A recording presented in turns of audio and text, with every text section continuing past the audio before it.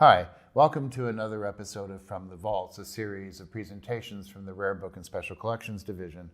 I'm Mark Dimunation, I'm Chief of the Division. I'm sitting here with my colleague Amanda Zimmerman, who is our reference librarian in the division, and we're here today to discuss a significant landmark document that was created in the middle of the Revolution. Now, Mark, I see two documents here that look somewhat familiar, but a little bit different. What can you tell me about them? Well, what we have here are two copies of the Declaration of Independence produced in Continental Congress on July 4th, 1776. There are two printings, and I'll go into the discussion of the second one. The one that's in front of me, however, is the landmark document of the American Revolution. This is the first appearance in print of the Declaration of Independence. Unbelievable. So it was produced on the night of July 4th. The Continental Congress had met and voted, and presumably a fair copy of the manuscript, we assume Thomas Jefferson's copy, was walked across the street to the print shop of John Dunlap, who stayed up all night and produced a typeset edition and printed it on the early morning of July 5th. Copies that were later dispersed to members, safety committees, members of the Congress, and of course a copy was sent to England. We refer to it as the Dunlap broadside. It's really the first appearance of the text. People have other visual notions of what the Declaration of Independence looks like, but this is the piece that first took that manuscript and put it into text. That's incredibly fascinating. It's an important moment, not only in terms of the story of the American Revolution, but also the story of American printing. Absolutely. So this was printed by John Dunlap, an American printer who was born in Ireland. He was sent to his uncle in Philadelphia at the age of 10 to apprentice as a printer. Oh my. And 10 years later found himself acquiring the business from his uncle and began to develop a printing business. He was at the corner of 2nd and Main in Philadelphia, which is only a few blocks away from what we now call Independence Hall. So he was a convenient printer to turn to. He was a likely candidate to take this on, in part because he was already the official printer for the Continental Congress. Interesting. And secondly, he was about to prepare to launch a larger scale production, which turns into the Philadelphia Packet, which ultimately becomes the first daily newspaper in America. And so he had a slightly larger press that he could set type. So this broadside, which in printing terms is a page, a single page with printing on one side, it was well situated in order to create this document. Fascinating. So he's an interesting individual. He not only printed the Declaration of Independence and produced it, but he then goes on to follow the Continental Congress when Philadelphia is invaded the next year in 1777 and people fled. He fled town along with the Congress, who moved to York, Pennsylvania. He came back to then go on to print paper money, and ultimately also printed the Journal of the Continental Congress and the working copies of the Constitution when it was under debate. So he's an incredibly influential printer at this time. Actually, besides Thomas Jefferson, he is at the center of these conversations in a physical, material way, yes. And it's an interesting story of, especially in the colonies, as you know, printing was controlled by the English, so American printing really emphasized broadsides, pamphlets, what we call bread and butter printing, which allowed them to be very fast in terms of keeping the communication open. So it seems like these are incredibly rare. Are these our only copies? Well, no, we actually have two copies of the Dunlap broadside here at the Library of Congress. The one that we have on the table was owned by Peter Force. Peter Force was a collector of Americana, also an American politician, newspaper editor, and also incidentally, twice mayor of Washington, D.C. His importance to us, however, is that he accumulated a vast collection of American resources, not only printed, but also, more importantly, archival, including the papers of American and British military officers and statesmen. And the Library of Congress acquired the bulk of that collection, which also contained his copy of the Declaration of Independence. It had been signed over to him by a gentleman named Ridgely. His signature is on the back. turning it over to, as he indicates, to Colonel Force, and that's how the piece came to us. It's quite a gift. Yes, it is, and well, it was a gift. Yes, a gift to Mr. Force, and then a purchase by the Library of Congress. Even though there were only 26 copies, we do know a lot about how this could have been created. And there's a very interesting point about this particular copy, which is in that run of production, as you know, when we talk about printing, we often look for things that change along the way, because that helps us understand when our particular copy may have been printed. And it turns out that the signatures, such as they are at the bottom of the document, being signed by the President of the Congress, John Hancock, and attested to by Secretary Thompson. Underneath it, where it says Philadelphia, printed by John Dunlap, the word Philadelphia in this sequence of printing shifts. Oh. And our copy, the P is under the N as opposed to under the comma, which means somewhere along the line they stopped the printing, adjusted the press a little bit, and continued to print. So we have what's referred to as a second state of the document. That is fascinating. And it's fascinating that such a tiny change is, I mean, first of all, to be able to study a document like this for such minuscule changes is really incredible. And then to be able to understand what that means for the entire printing process. Absolutely. And, you know, we don't know what happened on the night of July 4th when they walked over the manuscript. We like to think romantically that Benjamin Franklin, the master printer of America, and John Adams were quietly sitting watching Dunlap prepare this typesetting. But even John Adams later recalled, we were in great haste, is how he describes the situation. And modern scholars looking at the various copies that we have say that the document only indicates that this was a very sort of flurried evening of activity. There are pages where the watermarks get flipped, where obviously they printed on the back side of the paper that they were intending to. There are other copies that were folded too early, and thus the wet ink transferred. And one person described it as a circus of stray punctuation points floating across the document as they were printing. So this adjustment in our case is just one of those moments, all with the effort to have this produced by the morning of July 5th, 1776, to make the announcement official. How incredible that following the printing can create such an atmosphere of the night, right? The circus of punctuation, the chaos of how quickly things were being folded and sent off. I mean, just the physical process tells us so much about what their experience was. And also the notion and meaning of the document itself. Now, we do have another copy. It's housed in the manuscript division. It's a copy that was held by George Washington. On July 6th, John Hancock had a copy delivered to Washington, who was with his troops in New York. It arrived on July 9th. New York was in a state of great tension and nervousness, I might say, because the harbor was filled with British Navy. There was a real kind of discernible revolutionary temperament developing in New York. And Washington had the declaration read to his troops at the steps of City Hall on July 9th. And that evening, a raucous crowd of supporters of this sentiment tore down the statue of George III. Now, this statue, in fact, was broken down and smelted into 42,000 bits of ammunition for the colonial army, so it had a very poetic demise. But nonetheless, that gave us a second copy. The Washington fragment is torn at about line 54. We're missing the bottom third, but it has signs of having been folded, likely in somebody's pocket at some point. And so the two copies together really tell the story of the meaning of this physical object itself. Fascinating.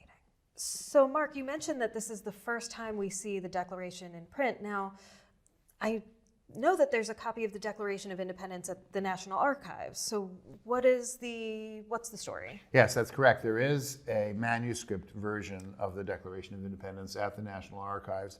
It's often referred to as the Matlak Copy. He was the scribe for the Continental Congress, or more typically the engrossed copy of the Declaration.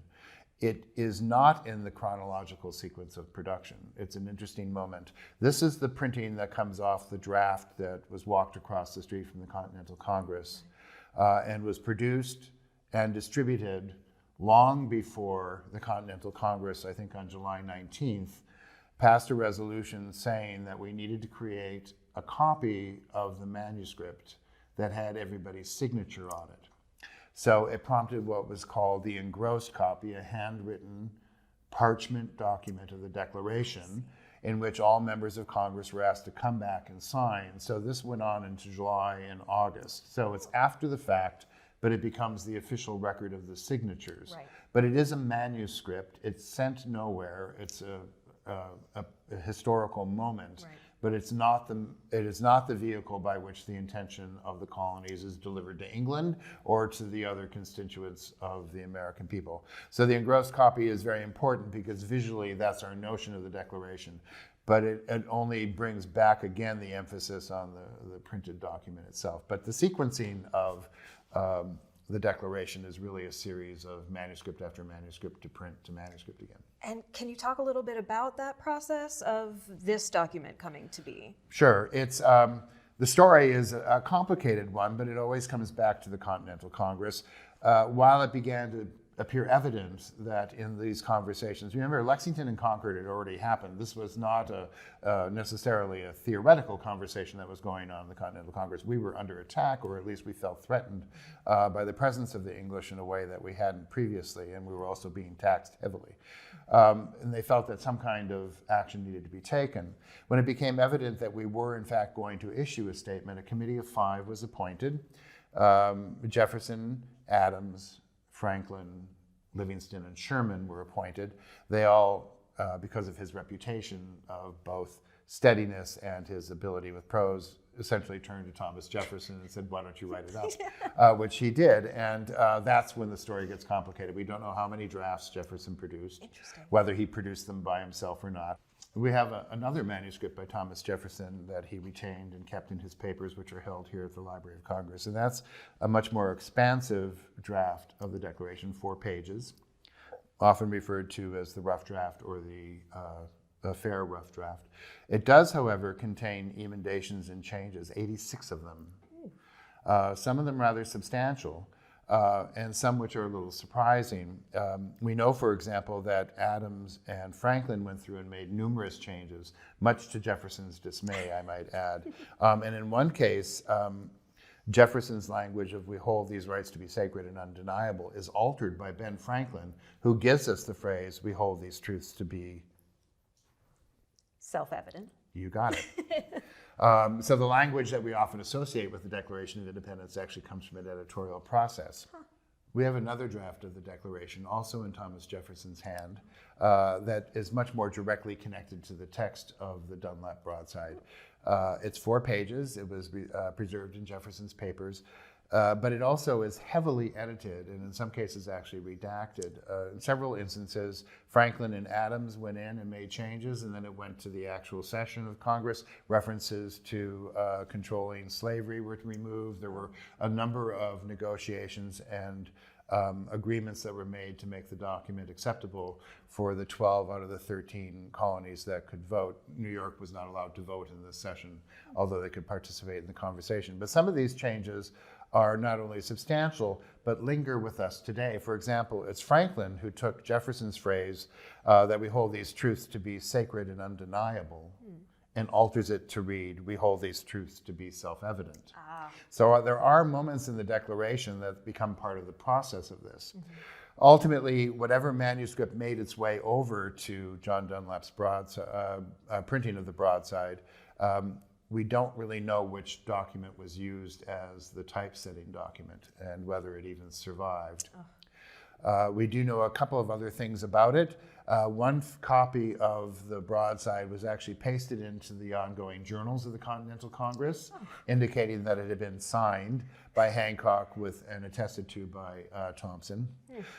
We also know that this whole process was done so that July 4th, which was the day of the vote, would be marked as the day of independence. John Adams actually wanted July 2nd to be the Independence Day because that was the day in which the document was drafted. Oh, That fascinating. is, that was the day in which our declaration emerged. Whatever the case, the fair copy went over and this document was printed, and by order of Congress, it was issued and released. Fascinating. This is incredible. And it's incredible that we have not only one, but two of these in our collections.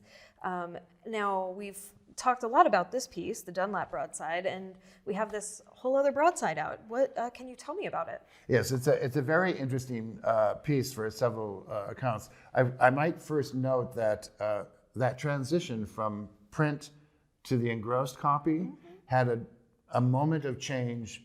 You may not want to add too much emphasis to it, but there is a moment of language where you begin to have a sense that the importance of this document is taking hold. In the original printing of the Declaration, it says in Congress, a declaration by the representatives of the United States of America. The engrossed copy says a resolution voted on unanimously by the 13 United States. So there's a sense of meaning and presence that happens in the engrossed copy. What we're looking at here is the second printing of the Declaration of Independence. In January of 1777, the Second Continental Congress passed a resolution that the contents of the Declaration of Independence be made more readily available. Remember, the Dunlap broadside was distributed to committees of safety, members of Congress, to individuals who needed to know, including England. This was a text that they wanted to be as readily available to the American people as possible. And although there were several iterations of the Dunlap broadside in newspapers, the second broadside printing happened because Mary Catherine Goddard, who was a printer in Baltimore, rose to the request of the Continental Congress and offered that her press be used to create this document, even though the very act of printing this would be seen as an act of treason on the part of the British.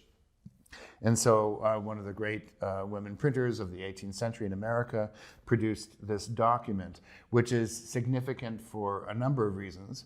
One is that it does, in fact, allow the text to be transmitted more directly to the people who are most affected by it, the American people. But secondly, it is the first time that the American people actually see who signed the Declaration of Independence. All the members who had signed that we see in the engrossed copy are now being transferred to the second printing. So for many Americans, this is the first time not only that they read the full text, but they understand who is it that signed this document.